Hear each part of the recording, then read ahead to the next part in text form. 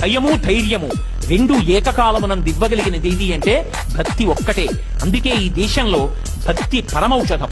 ఆ భక్తి లేదనుకోండి, మీరు మనిషికి 2 పోలీసుల్ని పెట్టినా కూడా ఎవరి మనసులో ఏ నేర ప్రవృత్తి పెరుగుతోందో ఎవరు ఆలోచించగలరు.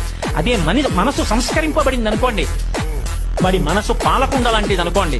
అర్ధరాత్రి అరుణాచలానికి గిరి ప్రదక్షిణం చేస్తూ వర్షంలో తడిచిపోయినటువంటి యవ్వనంలో ఉన్న ఆడది కనపడ్డా, నా తల్లి అపితకుచాంబ నాకు ఇలా దర్శనం ఇచ్చిందని, అమ్మా కుక్కలు తిరుగుతుంటాయమ్మా, విషక్రిములు వానకి కిందకొస్తాయమ్మా, అన్నగారి లాంటి వాడినమ్మా, నీ బిడ్డ లాంటి వాడిని నేను వస్తాను, రెండమ్మా కలిసి నడుద్దామని నడుస్తాడు. తన ముందు నడుస్తున్నటువంటి స్త్రీలో భ్రమరాంబని చూసి సంతోషిస్తాడు. నా తల్లి నడుస్తోంది, నా తల్లి బిడ్డని తన వెంట నడిపిస్తోంది, అమ్మా ఇంత ప్రేమ అని ఆనందిస్తాడు. ఆ భావన కలిగింది అనుకోండి, నేను పురుషుణ్ణి అనుకుంటే పాలు పొంగుతాయి. అమ్మా అని పిలవగానే పాల మీద నీళ్లు, పాలు కిందకి పెడతాయి. ఆ ఉత్తమమైనటువంటి సంస్కారము,